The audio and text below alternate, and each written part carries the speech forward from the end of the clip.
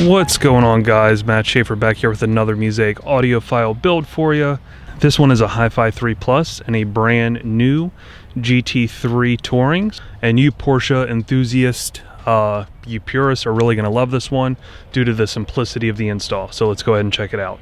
So since I always start you out with the subwoofer enclosure, I'll move the seat forward a little bit so you can get a better look at it.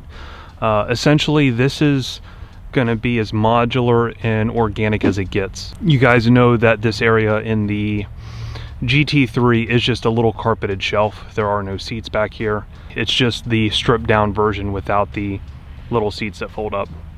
And we create a subwoofer enclosure that sits on the top shelf. The front of that subwoofer enclosure that you see is actually, it's meeting the carpet on the bottom part. So it's not coming out further than you see that step up.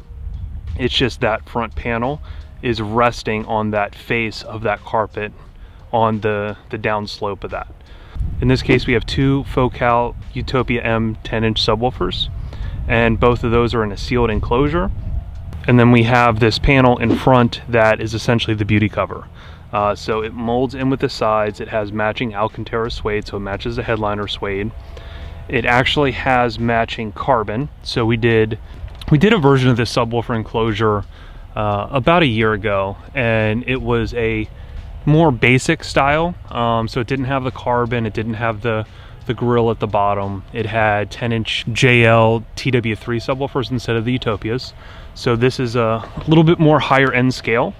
As you can see, the carbon matches the carbon on the dash that you can find all over the interior. So we wanted to bring these different elements into the subwoofer enclosure. If you're looking at the grille pattern on the bottom, it actually duplicates what you see here on the back perfectly to scale.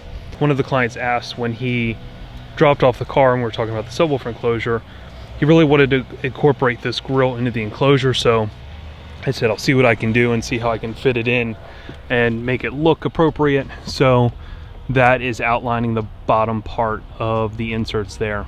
Obviously you can see it staggers with the matte black acrylic to the gloss black to the carbon, gloss black, carbon, gloss black, carbon, gloss black, carbon. And then of course you have the insert at the top with the GT3 logo that is going to perfectly match the logo that you see right here. So obviously the GT3 is gloss black, the rest is matte black. So that's where that theme comes into play. And of course you see the carbon and you see the gloss black here, hence where we went with it aesthetically on the subwoofer enclosure.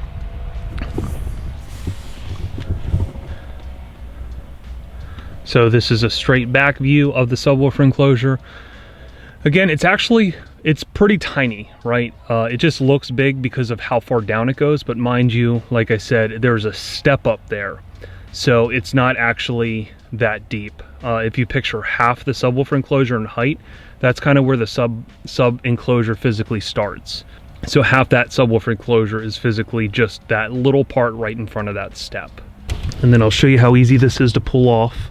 So essentially this pulls out. You have the subwoofers sitting there on top. As you can see, each one is countersunk in. The depth is consumed by the enclosure.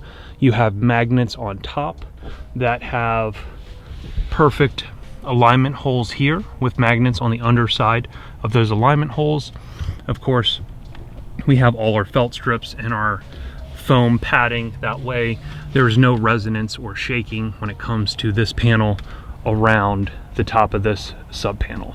So essentially, like I said, this fascia cover is just a slip cover and it bolts to the top of the enclosure. And then of course the front bolts there is what's bolting that onto the front of the enclosure. So everything's bolted in place using nice hardware. Again, everything slips on nice and easy. We got a grill cloth covering this whole panel here. I'll show you how easy it is to put back on. I can do it with one hand. Everything just lines up. Push it in place, and then you just heard it and felt it snap down. Just like that. It's that easy to service. If you ever had to get to the subwoofers to swap them out or do anything that you need. And then another thing to note as well about the enclosure is the subwoofer enclosure actually bolts down to the factory child tie downs. So when you look back here, there's actually 2 child tie downs that are there, and we make brackets that attach to the factory bolt points, and then the subwoofer uses an easy lock insert into the bracket that we made directly into those bolt points. So nothing at all is modified back here. Everything could 100% go back to factory without any idea that there was any kind of modification done. So nothing is permanently modified, nothing is cut. This all just fits into place. All right, and as far as the interior goes, very simplistic setup.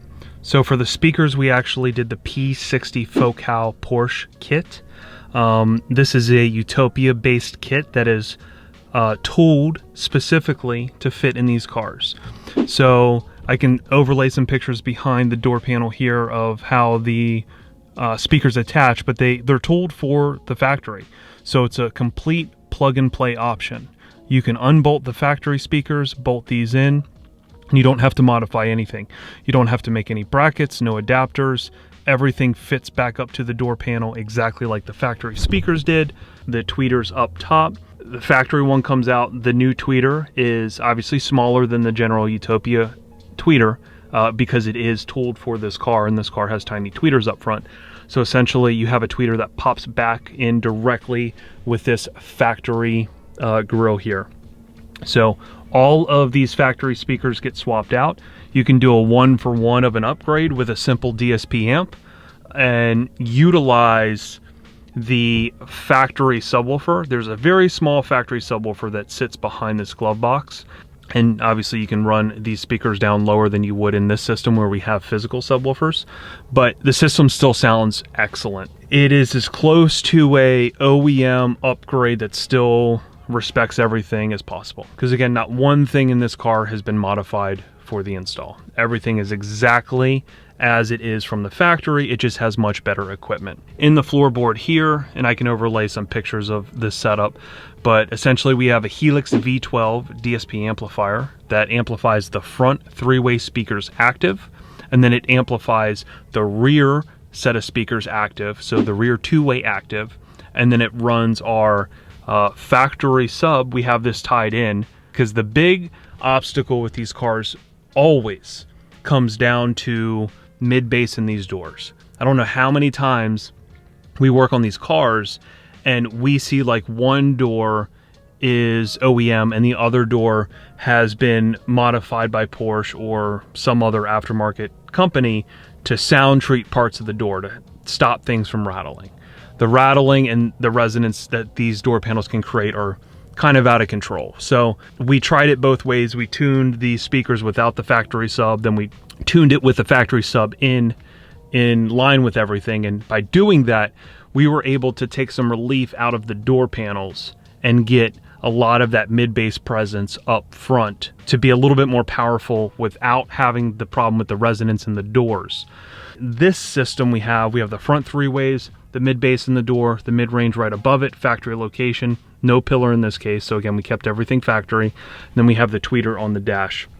We have the subwoofer here up front, the factory one, the rear 2-ways, and then we have our 2 subwoofers in the back. And obviously where the magic happens is during the tuning process, making sure all of these drivers are perfectly in phase, time aligned, and EQ match from one speaker to the next. So we don't have any voids, we don't have any problems mixing this sub with that sub. Again, we can phase align everything and we don't have any null or voids or anything like that within our soundstage. So this car actually images way better than I thought, given we were going to use these factory locations. Because one of the big problem is when you use the factory location, you know, the mid-range is always your most important speaker in any audio system. You know, it's the most important frequency range. So when we're sitting here and we're driving, you got to look at how much of that we're physically blocking from coming to the center of the vehicle. That often creates an issue where you have an image shift or anything like that, because again, you're physically blocking this driver some of the times. But we were able to work everything out really well, and you know, it literally blows the factory system away tenfold. Obviously we did really nice equipment, But like I said, you can do a more simplistic setup where you do the Porsche tooled speakers from Focal, Helix V12, and run everything just from that. Because again, that 1 amp is providing power, equalization, DSP, and all that stuff to our front 3-way, our subwoofer in the dash, the rear 4 speakers, and then, like I said, if you chose to do a 2-seat car and retain the center, the Porsche kit from Focal also comes with the center channel that docks right into that factory location, and essentially you can keep the same setup. So I mean, it's a really straightforward job. Obviously we sound treated the areas behind the door. We sound treated the subwoofer enclosure area around it. Obviously not going overboard, just kind of taking care of the most problematic spots. So we were very cognizant of not really adding weight to this car. I mean, the subwoofer enclosure is really not that heavy. We use Russian Baltic birch. We don't really use MDF. So we're not using like super heavy materials. Everything is, like I said, pretty lightweight. We're not really adding any weight to this car other than the weight of really the subwoofers is the only thing that is adding weight to this car. But other than that, everything is good to go. It sounds great.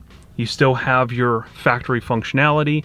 In the case that we did our system, we have our controller here in the center. This is our Helix conductor.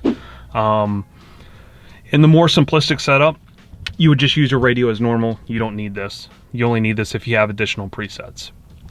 So with the factory preset number 1, that's going to be our OEM radio. Essentially, we have a nav TV interface under here. In this case, the Bose amplifier was removed. The new interface is a computer module that takes the data that was going into the factory amp and it goes into this module, and it gives you a digital signal out, a Toslink out to our DSP amplifier. So you get a perfect digital signal directly into the DSP amplifier that we're using. So you're not utilizing the high level out of the factory amplifier. You're not using the curves, any of the master EQ in this radio. It's all essentially a digital out to our platform, which is our DSP amp down here. Preset 2 is going to be a higher resolution Bluetooth input directly into the DSP. In the case where you're using the factory amplifier interface, it's not really necessary. It's not as necessary as it would be if you didn't have an amp interface and you're running high level out of the factory radio with, you know, kind of like a makeshift signal that we're trying to correct to be as best as possible. In this case, it really comes in handy if you're going to listen to things like YouTube Tiny Desk concerts or things like that, where latency becomes an issue with the factory radio. The latency in the factory radio, the words that you're seeing is not going to be aligned with the video. In that case of preset 1 and preset 2, it's all pretty much instantaneously, so there is no latency on that secondary preset. And like I said, it does sound very, very good because again, we're not utilizing anything with the factory radio. Now preset 3 is always going to be our Astel and Kern high-res player. In this case, we're using the SP3000. This piece is pretty much going to be your best source. This is like a really nice iPod, I guess you would call it, for people that don't know what they are. But it is a high-end digital audio player. It's going to break down the digital to analog conversion better than anything else that's out there. It's got great DACs built into it, and it can also play higher resolution format music. So it can play, you know, up to DSD, where the factory system, you're not playing DSD or anything like that through the factory radio. Through the factory radio, you're also not playing, you know, higher resolution FLAC files like 24, let's say 96. This is not going to be able to convert that. So with that being said, that's pretty much the whole breakdown to our car. Again, this thing couldn't be more simplistic and straightforward. Oh, another thing to note is underneath this floor, we have our Helix P1 amplifier. This is going to be our mono amp that goes to our rear subs. So essentially both amps hidden under the floor, nothing under the frunk. Everything is completely stowed away, looks exactly factory, and it's a very, very efficient system as well. So a system like this is not going to be pulling a lot of current from the car. It is very efficient. So I think that really covers everything. And if you have any other questions or want to reach out to me about a build, here's my email address followed by my phone number. These are the 2 best points of contact. Obviously, we've done a ton of videos on different types of builds like these. So if this is the first one you're seeing, go ahead and check out. We have a lot more. We do a lot of high-end builds, a lot of different types of cars. You know, if you're a Porsche guy and you want to see other Porsches, there's plenty of other Porsches that we've done. So go ahead and check them out after this video. If you're an audio guy and you're stumbling upon this, we have a podcast that we started called the Old Fashioned Car Audio Podcast. And essentially that is just bringing you up to date on all this tech. So in this YouTube video, I only scratch the surface. I really don't go anywhere close to deep into any of this just for time constraints.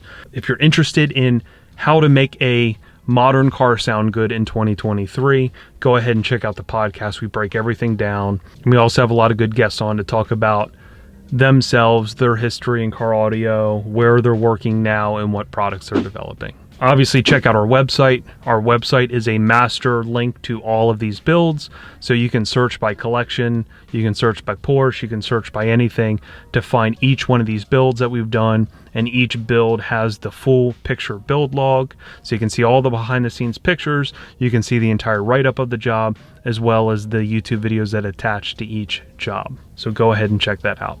Obviously, follow us on TikTok. I do a lot of quick build videos on there of in-progress stuff.